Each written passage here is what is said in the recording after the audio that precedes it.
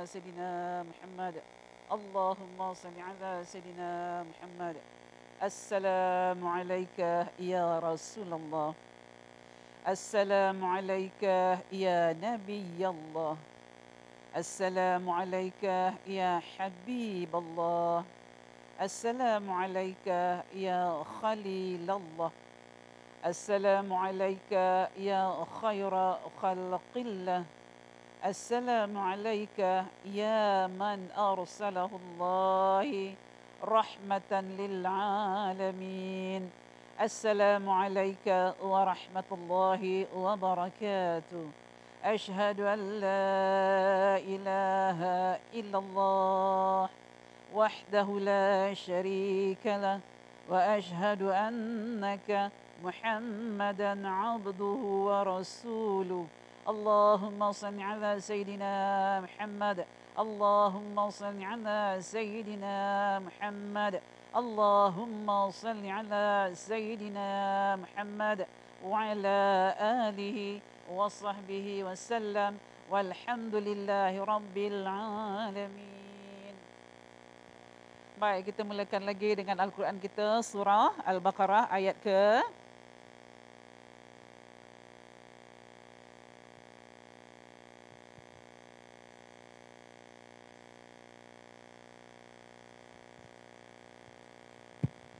ayat ke-84.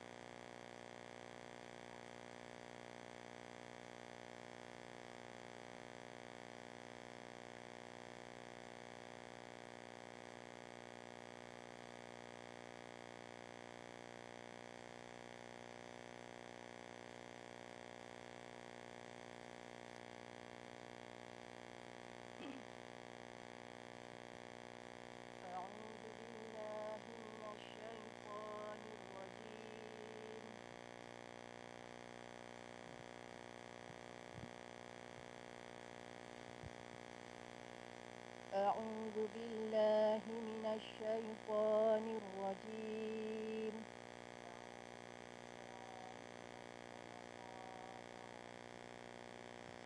بسم الله الرحمن الرحيم.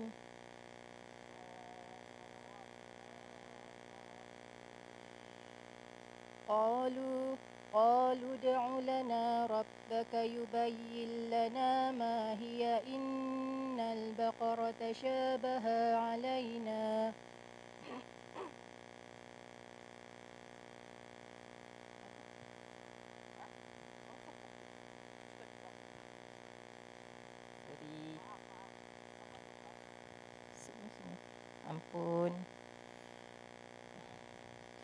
وإذ أخذنا ميثاقكم لا تسفكون دماءكم ولا تخرجون أنفسكم من دياركم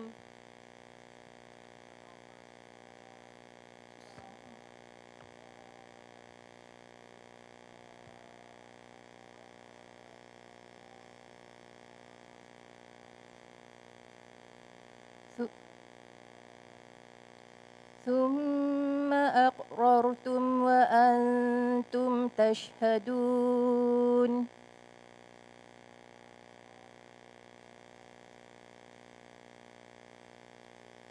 ثم أنتم هؤلاء تقتلون أنفسكم وتخرجون فريقا منكم من ديارهم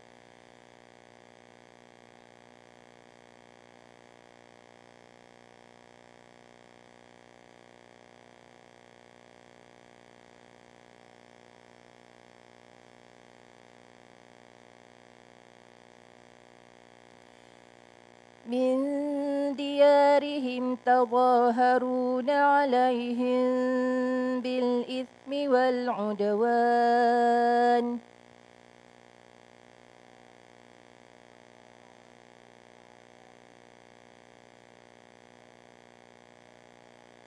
وإن يأتوكم أسارى تفادوهم وهو محرم عليكم إخراجهم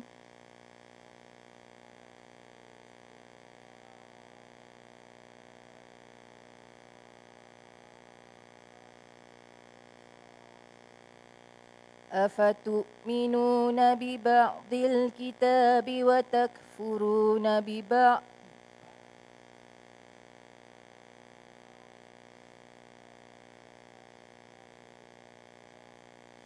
فما جزاء من يفعل ذلك منكم إلا خزي في الحياة الدنيا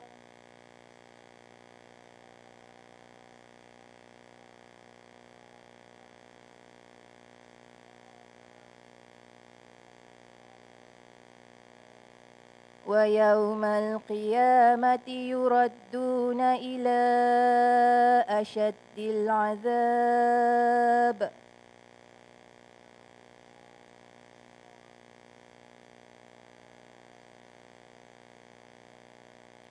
وما الله بغافل عما تعملون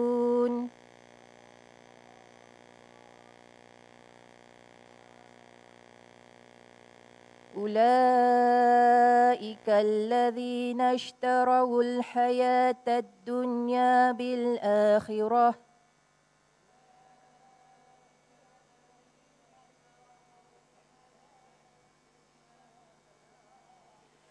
فلا يخفف عنهم العذاب ولا هم ينصرون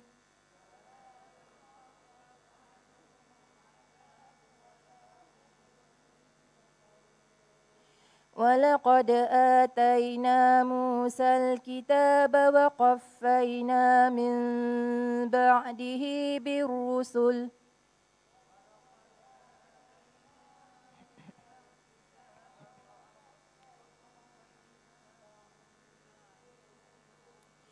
وآتينا عيسى ابن مريم البينات وأيدناه بروح القدس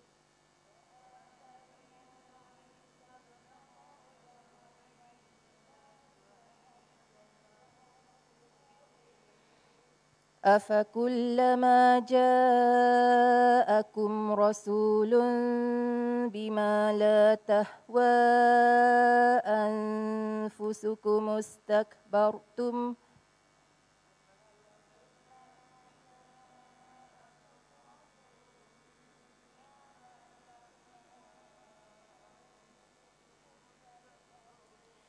ففريقا كذبتم وفريقا تقتلون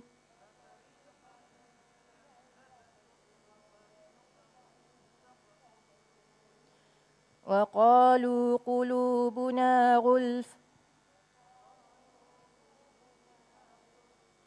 بل لعنهم الله بكفرهم فقليلا ما يؤمنون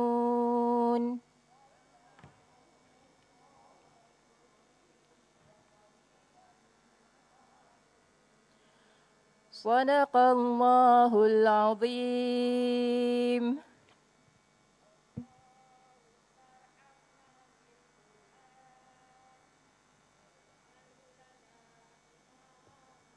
ونورا وهدى ورحمة اللهم ذكرنا منه ما نسينا وعلمنا منه ما جهلنا وارزقنا تلاوته آناء الليل وأطراف النهار واجعله لنا حجتي يا رب العالمين.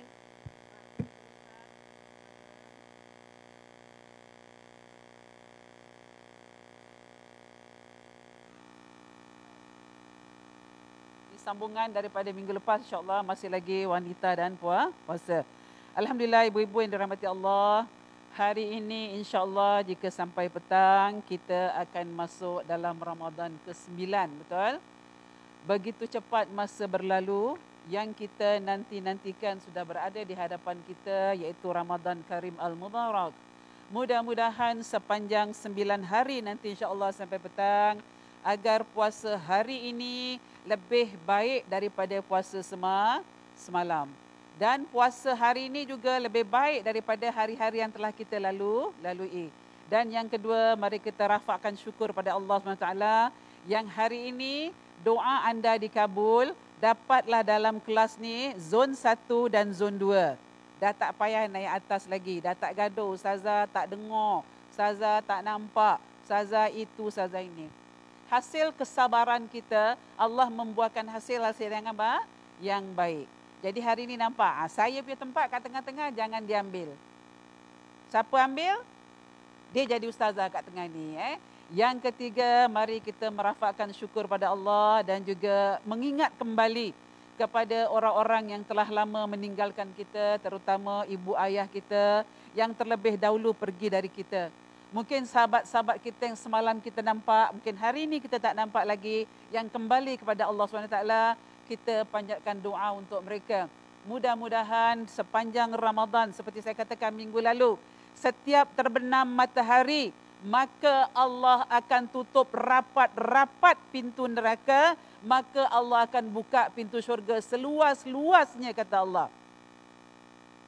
Tak ada lagi bisikan-bisikan syaitan dalam telinga kita, melainkan adalah hawa nafsu.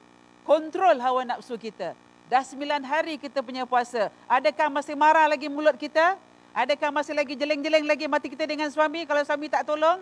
Waktu berbuka, waktu nak sahur tak tolong siap-siapkan? Masih lagi mulut kita melantun dengan kata-kata yang tak sepatutnya kita ucapkan dalam bulan Ramadan. Kalau 1 sampai 10 Ramadan adalah pengampunan Allah, 11 sampai 10 rahmat Allah, 21 sampai 30 Allah buka pintu surga. Jadi mari kita panjatkan doa kita banyak-banyak kepada mereka yang telah pergi dahulu daripada kita. Mudah-mudahan di sepanjang Ramadan ini Allah jadikan kubur-kubur mereka seperti taman-taman syurga Firdaus. Andai kata ada sahabat kita yang sebarang kita tengok kanan orang ni, kiri orang ni, besok dalam ngaji, dalam tadarus ataupun dekat pasar dah tak nampak lagi, hanya kalimat-kalimat inna lillahi wa inna ilaihi raji'un. Kepada Allah kita dijadikan, maka kepada Allah juga kita kembali. Jadilah kita anak-anak yang soleh dan solehah, yang sentiasa bibir ini dengan doa. Walaupun itu mertua kita ke, bapa mertua kita ke, bapa kandung kita ke, bapa angkat kita ke, bapa tiri kita, itulah doa anak yang soleh dan solehah. Hadis Rasulullah mengatakan, terputusnya amalan anak Adam meninggalkan 3 perkara, iaitu sedekah jariah, yang kedua ilmu yang bermanfaat, yang ketiga kata Rasulullah, anak-anak doa mereka yang soleh dan solehah, sama ada ibu tu masih hidup maupun yang telah meninggal dunia. Nak pergi kubur tak boleh kan sekarang? Boleh tu boleh, tapi agak sukar, maka dengan doa lah kita lafazkan pada Allah. Mudah-mudahan Allah sampaikan doa kita. Yang ada orang kata, ustazah, doa perempuan tak sampai kerana perempuan ni banyak mengumpat. Tahu pula banyak mengumpat. Kalau banyak mengumpat, kontrol lah. Jangan mengumpat. InsyaAllah, anak laki-laki ke anak perempuan, doa tetap Allah sampaikan. Yang penting niat kita adalah kerana Allah SWT. Mengganggu betul benda ni. Baik, hari ini kita teruskan lagi soalan kita seterusnya. Semalam saya agak lewat bangun sahur. Kemudian ketika saya sedang makan sahur, DJ di radio mengatakan bahawa telah maksudnya masuk waktu imsak di Singapura. Adakah puasa saya itu batal? Mana imsak?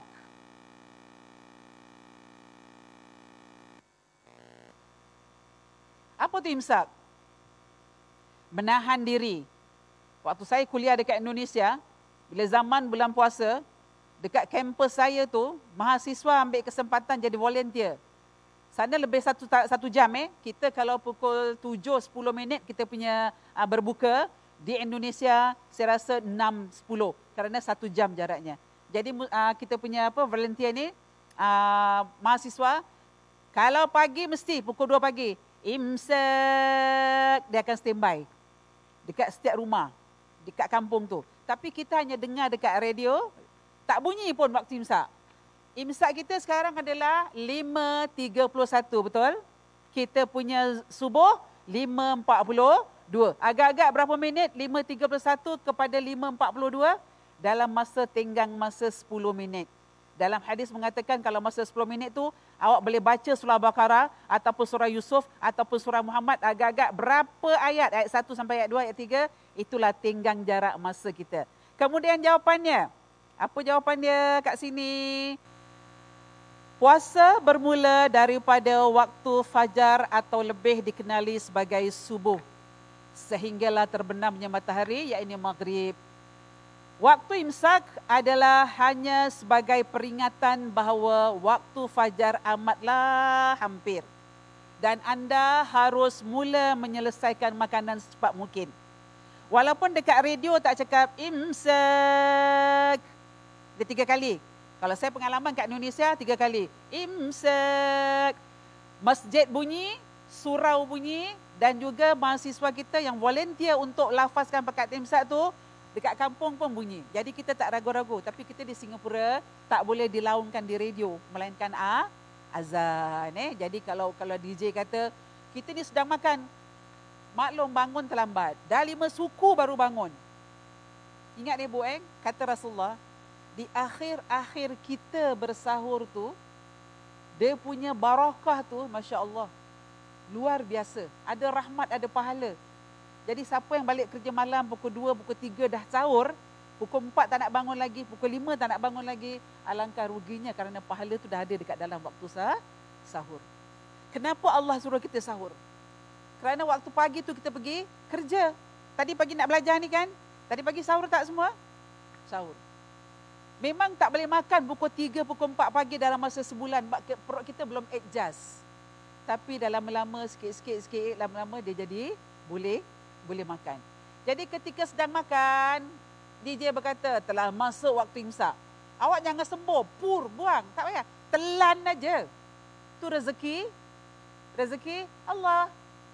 Tapi jangan sengaja telan-telan sampai imam subuh. Allahu Akbar, Allahu Akbar. Dah subuh. Belen-belen kasi habis. Tak boleh, itu dah kira batal. Sengaja, dah dengar. Tapi awak melambatkan kita punya waktu makan tadi. Jadi ala kadar. Kemudian, ini untuk mengelakkan makanan masih ada di dalam mulut dan azan subuh berkumandang. Cepat-cepat nak minum air, komo-komo ke apa, mulakan. Telan, habis. Jangan kita tinggalkan lagi. Yang ada belen dekat dalam tu, terus kita telan habis. Lepas tu, komolah. Terus stop. Jaga diri kita, kontrol diri kita dan jangan makan lagi. Jangan cakap, sayang Ustazah belen, epok-epok sikit lagi tadi Ustazah. Sayang kalau buang. Jangan.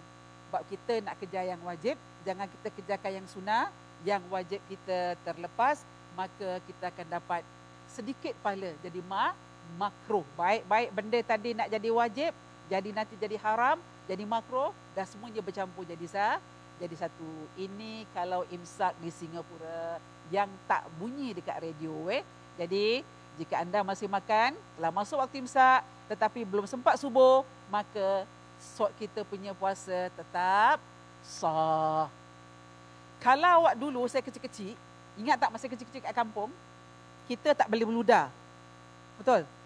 Orang tua-tua kata kalau berludah, batal. Tak boleh telan air liur. Asal telan aja batal. Lagi kecil semuanya batal. Gigit kuku tak boleh. Lagi apa? Tenung makanan kat meja pun tak boleh. Ini pendidikan orang-orang tua. Lagi satu, saya masih ingat. Kalau tak puasa, apabila datang waktu berbuka, yang tak puasa ni makan makanan orang berbuka, mak kita cakap apa Siapa masih ingat? Apanya? Tak dengar. Duduk kat tepi. Yang ada kata jangan makan orang, jangan berkacau orang berbuka. Nanti siapa makan keluar, datang mana pula tanduk tu kan ini orang tua tu nak pendidikan dia. Nak mengajar kita tapi dalam keadaan yang menakut-nakutkan. Jadi kita nak tunjukkan kawan kita ni dekat sekolah kita ni puasa, asyik berludah je, kejap-kejap ludah, kejap-kejap ludah. Sampai tak ada ludah lagi dah kering. Sebab apa? Nak tunjukkan kita punya puasa. Jadi dalam sebagai orang Islam, orang mukmin yang beriman, kata Allah, kalau anda berpuasa jangan tunjukkan yang kita ni lemah. Ma, datang belajar, lemah lunglai. Kak Jah gimana? Masjid. Masjid masjid. Ada apa? Belajar. Puasa Kak Jah? Puasa. Tapi kalau bazar Gilang buka, yang seret-seret tadi itulah yang ke depan. Saya tak cakap awak, saya cakap diri saya. Ni masih kuat lagi jalan nak pergi mana-mana. Alhamdulillah. Jadi kita kena jaga kita punya puasa. Baik, kita teruskan. Soalan seterusnya. Saya akan berlayar ke luar negeri dalam bulan Ramadan yang akan datang. Bagaimana puasa saya? Sekiranya ada anak-anak yang jadi stewardess. Ada anak-anak jadi steward kat kapal terbang. Tak tahu bagaimana nak menentukan waktu berbuka. Sama ada bagaimana puasa kita, nak tengok macam mana. Dekat tengah-tengah, apa tu? Langit dah masuk kawasan mana. Kalau kita pergi haji, nak masuk dekat miqat tu, nanti ustaz akan cakap, okey sekarang dah masuk dekat miqat ni, maka kita jatuhkan niat untuk pakai ihram, betul tak? Dekat dalam kapal terbang. Ini contohlah, kalau anak kita jadi stewardess, anak kita jadi steward, ataupun kita yang nak bekerja dekat luar negeri, maka jawapannya, dalam perintah Allah Subhanahu Wa Taala mensyariatkan ibadah puasa bulan Ramadan, Allah Subhanahu Wa Taala memberikan kelonggaran khas bagi sesiapa yang berada di dalam pelayaran musafir. Minggu lepas saya dah bincang, anak-anak kita yang belayar kapal, yang tak tahu macam mana, walaupun ada kompas tapi tak tahu arah dia, walaupun ada kompas tapi tahu ni timur ni barat, tapi tak tahu waktu tenggelam matahari, maka kata Allah, orang-orang seperti ini diberi keringanan untuk berbuka puasa. Kemudian qadaklah puasa tadi di hari-hari yang lain, berapa hari yang kita tinggalkan. Kemudian firman Allah SWT dalam surah Al-Baqarah ayat 184 bermaksud, puasa yang diwajibkan itu beberapa hari yang tertentu, maka sesiapa di antara kamu yang sakit atau dalam pelayaran, yakni bermusafir, bolehlah ia berbuka, kemudian wajiblah dia berpuasa sebanyak hari yang dia buka itu pada hari-hari lain. Oleh itu, seseorang yang bermusafir biasanya menghadapi kesukaran, maka diberikan kelonggaran oleh Allah Subhanahu Wa Taala dan dikecualikan dari kewajipan berpuasa dalam bulan Ramadan. Kalau dia nak berpuasa juga, boleh berpuasa, tapi tengok arah negara mana yang dia masuk. Dia masuk Jerman kah? Dia masuk London kah? Dia masuk Tokyo kah? Dia masuk Hong Kong kah? Bila sampai berbuka ketika itu, dia kena ikut berbuka waktu internasional. Dia tak boleh pakai waktu Singapura. Begitu juga dengan hari raya, Bu. Hari raya kalau anak kita dekat Jerman, anak kita dekat Eropah, anak kita dekat Arab. Kalau Arab kita dah tahulah hari raya. Yang dekat negeri-negeri Eropah. Kalau sana belum hari raya, Singapura dah hari raya, anak kita tak boleh ikut anak bulan dekat sini yang mengatakan kita dah hari raya. Dia kena tambah lagi satu hari dia punya puasa dia. Melainkan dia dah datang kat Singapura, sampai kat Singapura, sana dia puasa. Bila masuk dekat Singapura, dah petang raya, maka anak kita tadi boleh ikut waktu di Singapura. Kerana ada negeri Eropah, dia punya puasa malam lebih pendek daripada siang, betul? Siang lebih panjang daripada malam, sampai 22 jam. Sampai 20 jam puasanya. Kita Singapura berapa jam? Daripada 5.40 sampai 7.10 maghrib. Berapa jam? 13 jam ada? 13 jam itulah dia punya huru-hara, Masya Allah. Huru-hara ya? Asyik tengok jam, buka Xbox, masukkan kepala kat Xbox. Supaya apa? Sejuk Ustazah, lambatnya nak berbuka. Ini satu contoh saya kasih. Bukan contoh lah, tadi pagi, semalam. Nak dekat maghrib, saya dikasih satu WhatsApp. Saya tak tahu siapa hantar. Suami isteri tengah terlentang kat kursi, nak tunggu azan. Bunyi azan. Allahu Akbar, Allahu Akbar. Isteri dah kata, bang azan. Kata suami, nanti sekejap, tunggu yang kedua kali. Allahu Akbar, Allahu Akbar. Dua-duanya makan. Penghabisan dia cakap apa? Maaf, kita hanya test mic. Rupanya sedang uji mikrofon untuk solat. Tadi orang tu dah makan. Jadi apa pun berlaku, jangan salahkan puasa kalau mata kita kurang awas. jangan salahkan puasa macam tadi baca, ada kesilapan, ayat 84, jangan salahkan puasa. Kadang-kadang kita punya mata. Jadi oleh itu kata Allah, jadilah kita insan yang ikut peraturan Allah. Kalau Allah kasih kita berbuka, maka berbukalah. Kalau kita boleh berpuasa, maka teruskan puasa kita. Jangan kita langgar-langgar hukum Allah. Baik, kita teruskan lagi insya-Allah qada puasa.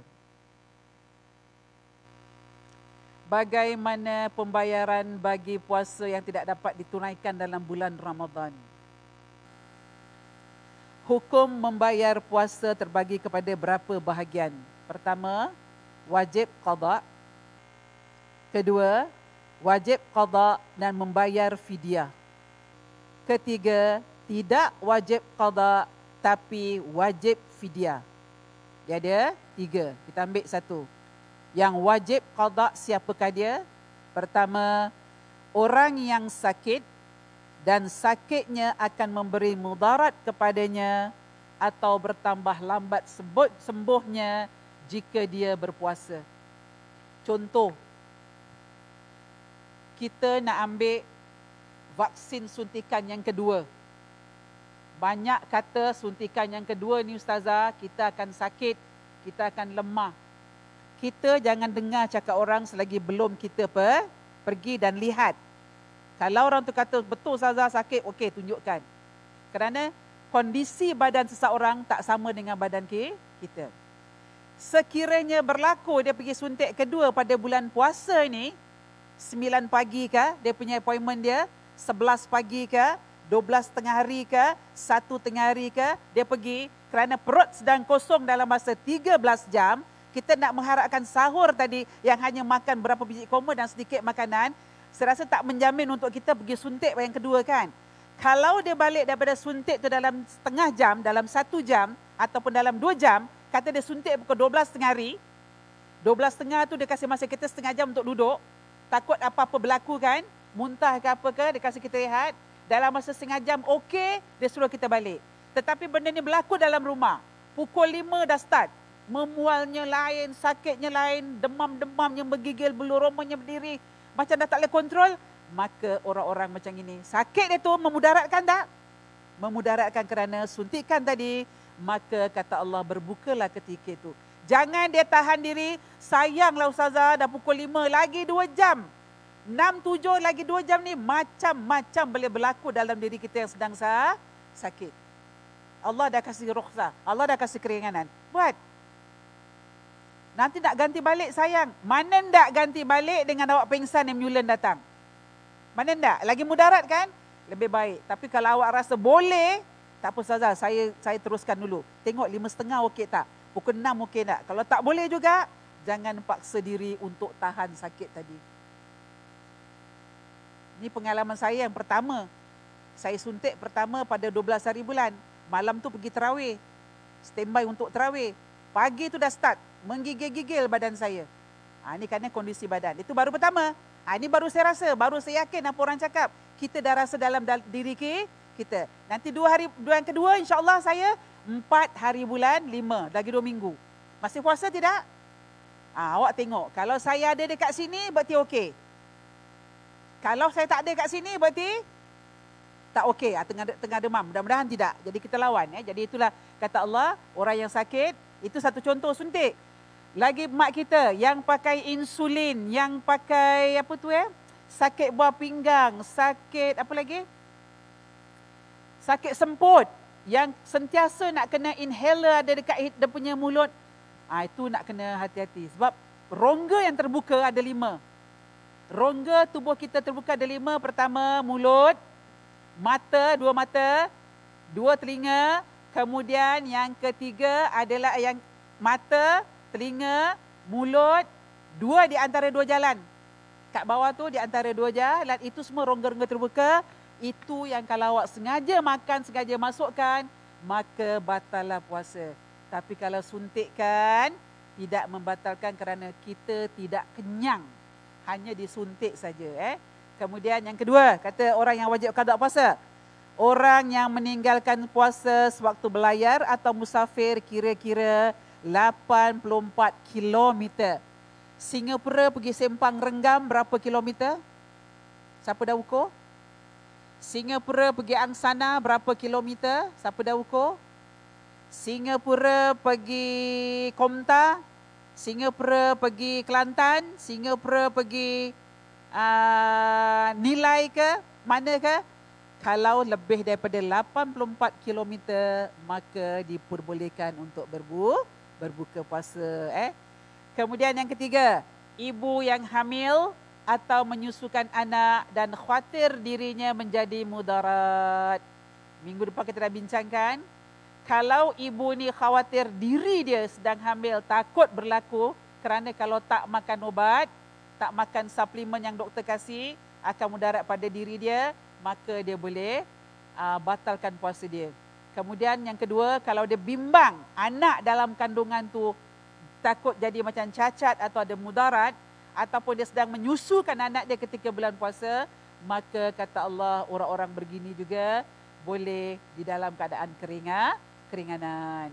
Yang keempat, orang yang sedang haid dan nifas. Ini confirm. Ingat minggu lepas saya cakap, Allah tidak menuntut seorang muslimah tu untuk qada salat kalau dalam haid. Tetapi Allah tuntut muslimah tu kalau dia sengaja tinggalkan puasa, maka Allah minta qada kembali puasanya. Kemudian yang kelima, orang yang terlalu lapar atau dahaga yang boleh memusnahkan dirinya. Ini kerja-kerja. Suami kita jadi kontraktor, panjat-panjat bangunan tinggi, panas-panas. Ini pengalaman saya, Bu. Anak saya sendiri yang pertama lelaki. Dia masuk NS, dapat bomber. Firefighter firefighter. 2 jam dia kena hantar dekat Jurong. Satu hari tu, hari pertama puasa, kedua, ketiga okey. Masuk hari keempat dia telefon saya, ibu abang tak tahan bu, tak tahan.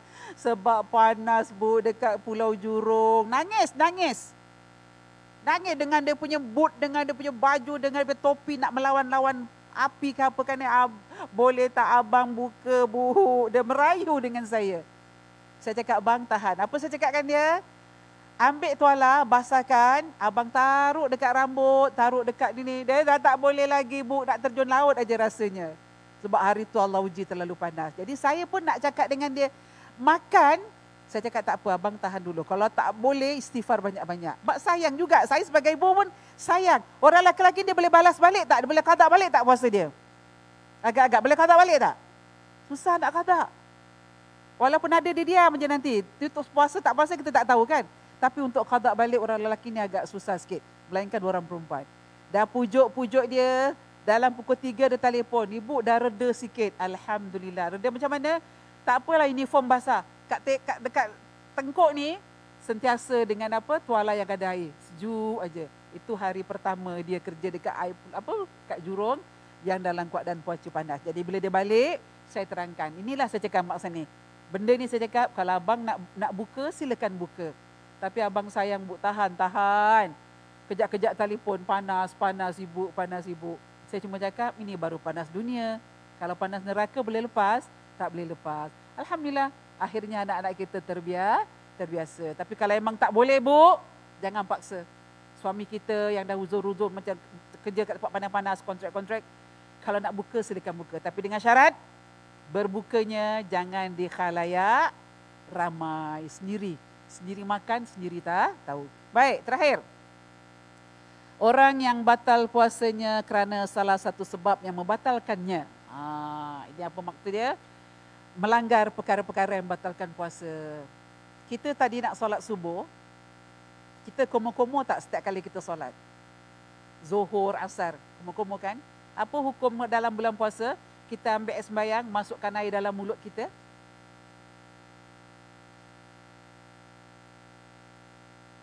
Assalamualaikum. Itu dah memang hukum kita berwuduk. Betul tak? Kena sunnah kita kena berkumur. Tapi dengan syarat, bila awak kumur jangan kemam. Kalau dia termasuk sikit bu, alamat. Bila awak rasa, termasuklah. Awak rasa, termasuk. Maka batal. Jaga bu. Jadi, kalau nak kumur-kumur, hati-hati. Kemudian masukkan air dalam hidung. Betul tak? Tolok, jolok. Jangan jolok sangat. Ini tadi berkata orang yang batal puasanya kerana salah satu sebab yang membatalkannya. Jadi salah satu tu. Kemudian lagi kecil, boleh korek telinga tak? Waktu kita puasa waktu kecil. Sekarang boleh korek telinga? Boleh korek telinga. Dengan syarat kata ulama, gunakan jari kecil ni hanya kadar-kadar yang mana saja.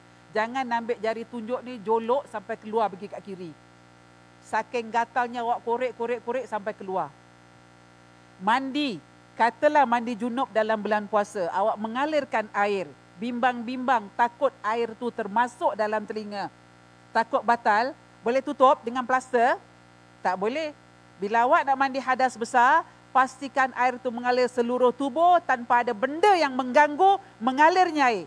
Awak pakai cincin ke, awak pakai gelang ke, kena buka. Kalau gelang tu longgar, agak-agak air tu boleh lepas dalam gelang tu, silakan. Awak pakai anting-anting kan? Kemudian anting-anting awak nak buka, awak nak tarik lubang ni, tak perlu. Awak agak-agak je awak pakai water heater, kalau selagi benda tu boleh mengalir kat diri kita, tak masuk dengan sengaja, tak sengaja, maka puasa kita tidak batal. Tetapi kalau hari Sabtu, hari Minggu, cucu kita ada belajar swimming, kita bawa dia pergi dekat kolam air, dia pun berenang, kita pun sama-sama berenang. Masuk je kat kolam air, dia pun masuk. Mengaum-ngaum kat dalam ni. Itu dah kira batal. Jadi dalam bulan puasa ni, janganlah bikin-bikin perkara-perkara yang boleh membatalkan puasa. Bikin apa yang biasa sajalah. Jangan cari pasal kata orang. Jangan cari pasal. Baik, ini perkara wajib qada. Kemudian wajib qada dan bayar fidyah. Bayar fidyah ni, kalau dulu-dulu pembayarannya berupa beras. Kerana kita tak mampu nak mengeluarkan duit zaman-zaman mak kita. Satu kali kita tinggalkan puasa, fidyah kita katalah 80 sen beras, 70 sen beras. Harga ketika itu. Tapi sekarang diperbolehkan gunakan duit kerana duit lebih senang. Kerana apa tak perlukan beras? Takut kita nak simpan beras tu akan rosak. Dan kita tak boleh nak agihkan beras yang rosak kepada fakir dan miskin yang berhak menerima fidyah. Pastikan sekarang duit. Sekarang harga satu hari tinggalkan puasa $1.20 ikut harga beras. Itu harmoni ke? Basmati ke? Bas hidup ke? Semua ada. Tak kira basmati, bas hidup. Jadi adalah $1.20.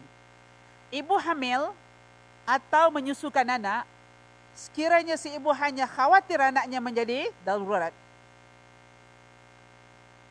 Perempuan hamil yang menyusukan anak diberikan keringanan untuk berbuka atau tidak berpuasa.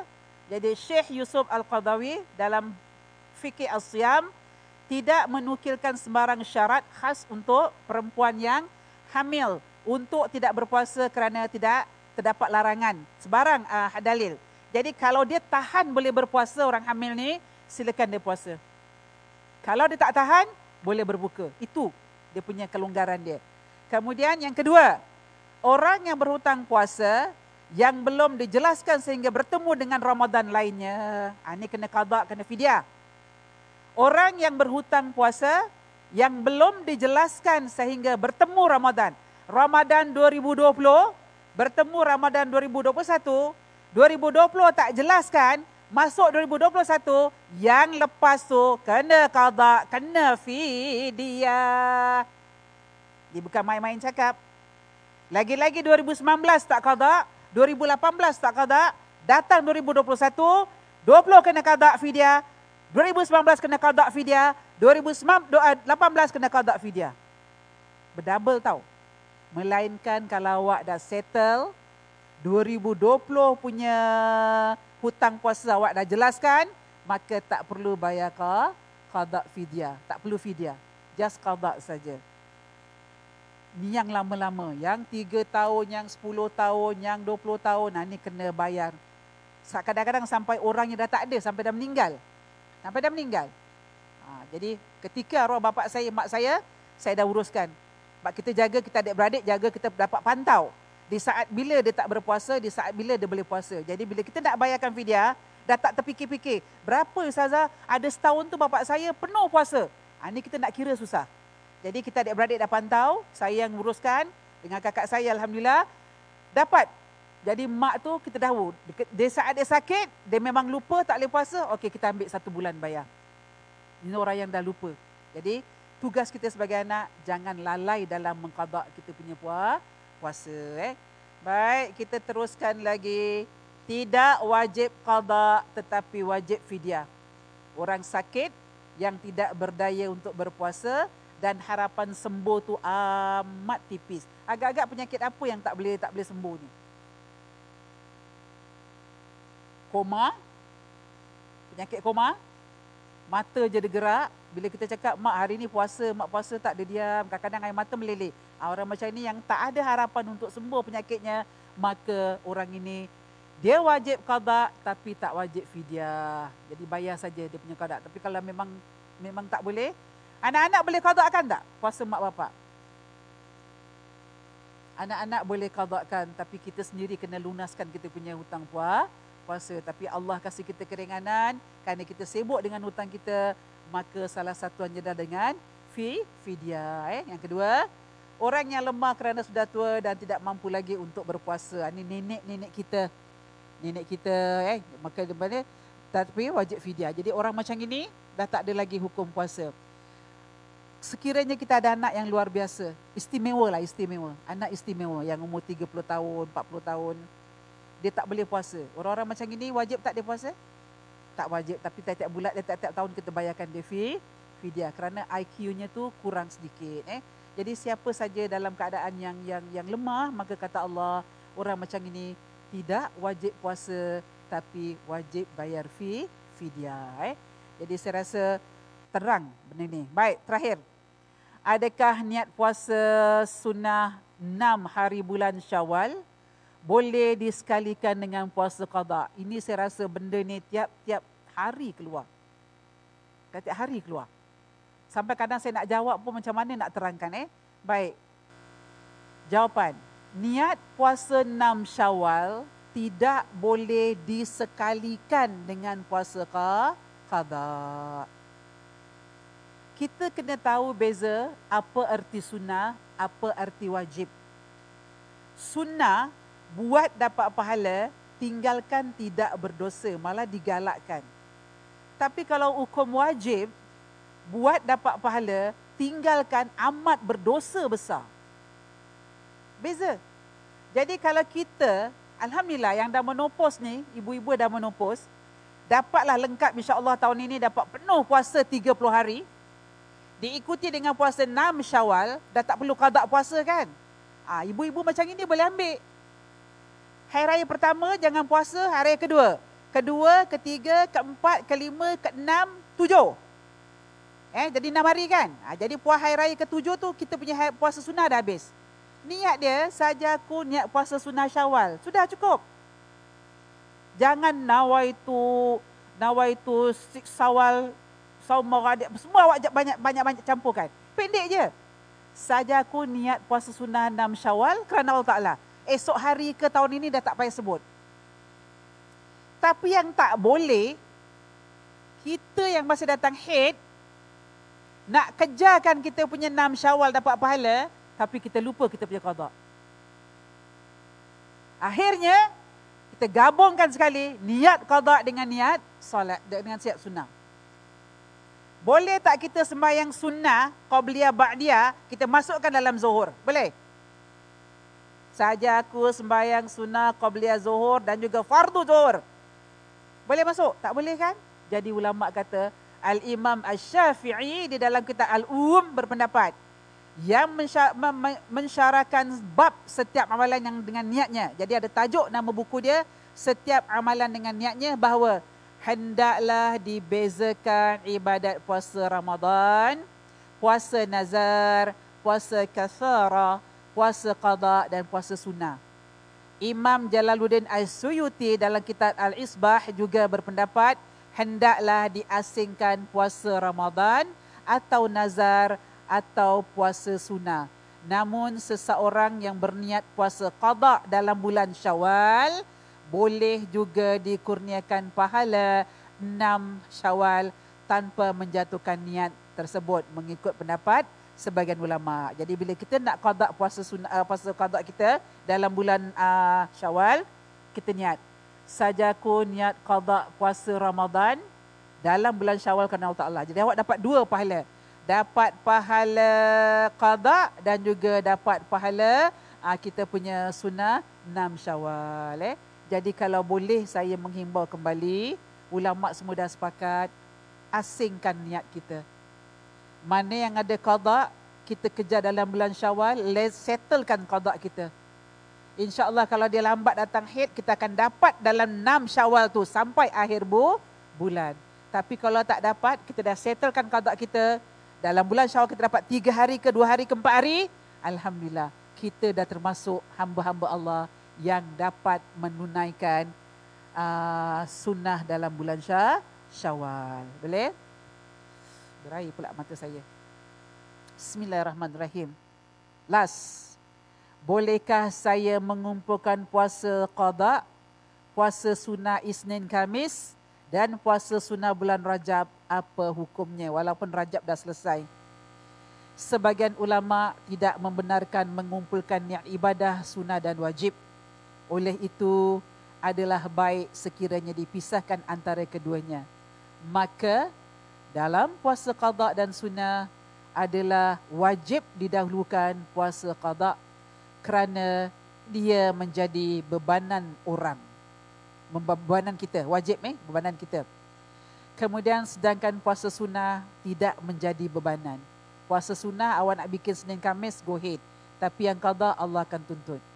Jika seseorang itu berpuasa qada pada hari Isnin, hari Khamis atau pada hari-hari lain yang afdal berpuasa, maka niatkanlah puasa qada. InsyaAllah ia juga diberikan pahala sunnah pada hari-hari tersebut. Jadi sekarang jangan dengar lagi cakap orang. Orang kata boleh ustazah puasa qada dengan sunnah dicampurkan. Ni sekarang ulama dah mengatakan, kata ulama pisahkan. Yang wajib adalah bebanan dalam diri kita, yang sunnah adalah tidak jadi bebanan. Jadi kita bebanan ni kita dahulukan daripada yang tidak. Jadi insya-Allah minggu depan kita akan sambung lagi bagaimana cara menghitung fidyah. Yang kedua saya nak masukkan dalam bab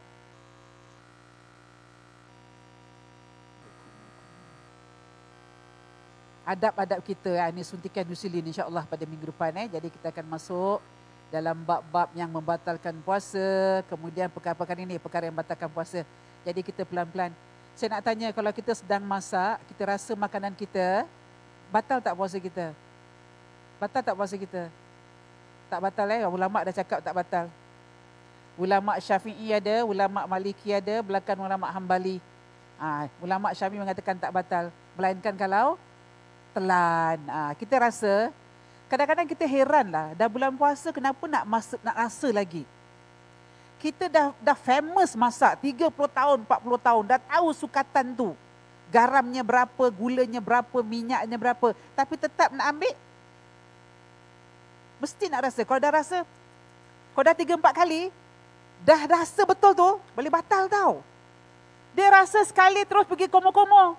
Jangan, kuranglah rasa lagi, kuranglah rasa lagi. Habis. Saya buat sepanjang Ramadan. Alhamdulillah, bertahun-tahun Ramadan. Saya tak kisah. Masing-masing tawa-tawa lah. Lagi senang, tak mengganggu kita. Kalau nak komplain, buat kenapa tawa? Saya cakap. Saya tak bercakap, sedang berpuasa tak? Saya takkan cadang. Ingat, kadang-kadang kita punya tangan okey, kadang-kadang tangan kita tak okey. Jarang saya rasa. Boleh katakan tak lah dalam bulan puasa. Baik air, baik kuih, baik apa. Nanti anak saya tanya yang kecil, bu tak rasa? Tak payah. Tangan ni dah alhamdulillah dah tahu. Kalau terlebih sikit pun, ampun, maaf zahir batin. Buah leci dalam tin, maaf zahir batin. Itu je. Jadi kalau nak rasa silakan. Kalau tak rasa lagi bagus. Lagi satu. Apabila tergelincir matahari jam 1 lebih, nak sembahyang zuhur, makruh kalau kita gosok gigi. Kerana Allah mengira pahala orang yang sedang berpuasa. Memang mulut orang tu baunya tak sedap. Bila bau tak sedap, jangan kita pula sengaja pergi pasar. Kak Ajar, apa khabar? Assalamualaikum. Keluarkan hawa tu. Yang sebelah tengok, ya Allah. Dah jadi apa? Jadi bercakap, boleh cakap berdosa kan? Alhamdulillah, syukur pada Allah hari ini kita pakai mask. Bau ke tak bau, orang tak akan kata. Kita sendiri yang rasa. Hawa-hawa tu kalau dekat rumah dengan anak, dengan suami, jangan, bang, masak apa hari ni? Kata suami, masaklah, dia keluarkan lagi. Sama-sama belaga. Jangan. Allah menghitung orang-orang punya hawa yang dalam berpuasa dari pagi hingga terbenam matahari, yang tak cakap kotor, yang tak melafazkan apa saja kata-kata yang boleh jadi membatalkan puasa, maka Allah akan ambil. Itulah Allah akan ganti dengan bau syurga yang namanya kasturi, Masya Allah. Bila Allah kata jangan gosok gigi lepas sahur, jangan tak buat. Ni yang pergi belajar ni, gosok. Jadi sebelum tergelincir matahari zuhur tu, memang Allah akan cari siapa-siapa hamba-Ku yang jaga mulutnya dalam berpuasa. Itulah akan kasihkan kasturi. Ya, InsyaAllah. So nanti insyaAllah kita akan masuk lagi pada minggu akan datang. Hingga habis Ramadan. Ini soalan-soalan yang akan saya keluarkan. InsyaAllah Ramadan tahun akan datang panjang umur, tak lagi keluar soalan-soalan ni. Betul? Janji? Ustazah nak qada macam mana? Saya tak akan layan lagi. Bab dah terang kat sini saya kasih. Berminggu-minggu. Baik, kita tutup dengan kita punya bacaan doa. Mudah-mudahan hari ini Allah kasih kita keberkatan, kekuatan. Dah 9 hari Ramadan. InsyaAllah siapa bertarawih dekat rumah. Nanti bila masuk pada malam 15 tarawih, kita dah disunahkan menggunakan doa kunut. Dalam kita solat witir, masukkan doa kunut kita. Nanti insyaAllah kalau ada masa saya akan tunjukkan sekejap macam mana kita nak bikin di rumah. Allahumma hdini fi man hadait wa'afini fi man afait. Dah gunakan kita punya doa kunut dalam 15 malam kita punya tarawih. Baik, hari ini kita bacakan doa, mudah-mudahan yang menyambut yang menyambut hari lahir, yang sedang sakit dan kembali kepada rahmatullah. Ala hazihi niyah walikulli niyatin salihan ala khususan yang sambut hari lahir Sana Hilwa Hajah Salihah binti Haji Ridwan. Kemudian yang sedang sakit diuji oleh Allah, mudah-mudahan cepat sembuh, dapat kembali kepada keluarga tersayang, dapat melakukan ibadah puasa dengan sempurna. Haji Yaakob bin Ja'far, Hajah Amna binti Ba'a, Siti Khalidah binti Muhammad Salih, Bakar bin Hasan, Nurlia binti Muhammad Ali Marikan, Nursila binti Jantan yang sekarang operasi kakinya, Nadia binti Said Akbar yang baru keguguran, dan juga Hasna Muhammad. Dan kembali kepada Allah, Yadun binti Haji Ibrahim, Rahmah binti Said dan juga Rubia binti Said. Al-Fatihah. A'udzu billahi minasyaitonir rajim. Bismillahirrahmanirrahim. Alhamdulillahi rabbil alamin. Arrahmanir rahim. Maliki yaumiddin. Iyyaka na'budu wa iyyaka nasta'in. Ihdinas siratal mustaqim. Siratal ladzina an'amta 'alaihim غير المغضوب عليهم ولا الضالين آمين. بسم الله الرحمن الرحيم. الحمد لله رب العالمين حمدا يوافي نعمه ويكافئ مزيده. اللهم صل على سيدنا محمد وعلى آل سيدنا محمد. اللهم إنا على ذكرك وشكرك وحسن عبادتك. رب اغفر لي ولوالدي وارحمهما كما ربياني صغيرا. Allahumma salli ala Sayyidina Muhammad salatan wa salamu ala ashrafil anbiya'i wal mursalin wa ala alihi wa ashabihi ajma'in. Allahumma inna as'aluka ridhaka wal jannah wa a'udzu bika min sakhatika wan nar. Allahumma innaka afuwun tuhibbul afwa fa'fu anna. Allahumma innaka afuwun tuhibbul afwa fa'fu anna. Allahumma innaka afuwun tuhibbul afwa fa'fu anna ya karim. Rabbana zalamna anfusana wa illam taghfir lana wa tarhamna lanakunanna minal khasirin. Rabbana la tuzigh qulubana ba'da iz hadaitana wa hab lana min ladunka rahmah innaka antal wahhab. Rabbana hab lana min azwajina wa dhurriyyatina qurrata a'yun waj'alna lil muttaqina imaman. Barikillahumma lana fi syahri Ramadan Barikillahumma lana fi syahri Ramadan.